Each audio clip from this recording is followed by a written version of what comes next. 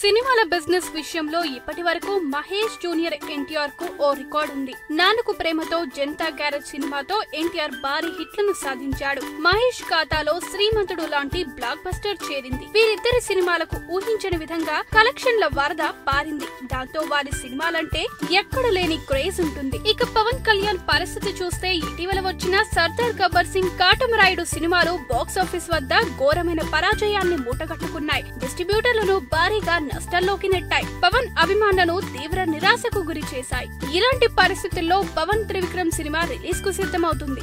2 ఫ్లాపుల తర్వాత పవన్ సినిమా కోసం బయ్యర్లు ముందుకొస్తారా అనే అపోహలను తుంగలో తొక్కుతూ భారీగా ప్రీ రిలీజ్ బిజినెస్ జరగడం ట్రేడ్ వర్గాలను ఆశ్చర్యానికి గురి చేస్తుంది. తెలుగు రాష్ట్రాల్లో ఈ సినిమా దాదాపు 90 కోట్ల ప్రీ రిలీజ్ బిజినెస్ చేసినట్టు సమాచారం. ఈ విషయం సినిమా వర్గాల్లో చర్చనీయాంశమైంది. ఇంకా పేరు పెట్టని ఈ సినిమాకు సంబంధించిన ఆసక్తికరమైన విషయం ఏంటంటే అసలు ఫస్ట్ లుక్ గానీ, టీజర్ గానీ రిలీజ్ కాకపోవడం గమనార్హం.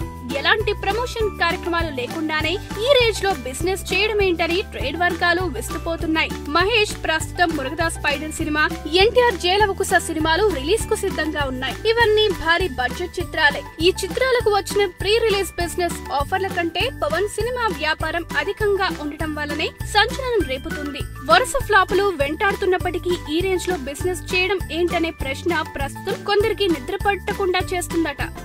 ఈ వీడియో గనుక మీకు నచ్చినట్టయితే లైక్ చేయండి, షేర్ చేయండి, సబ్స్క్రైబ్ చేసుకోండి.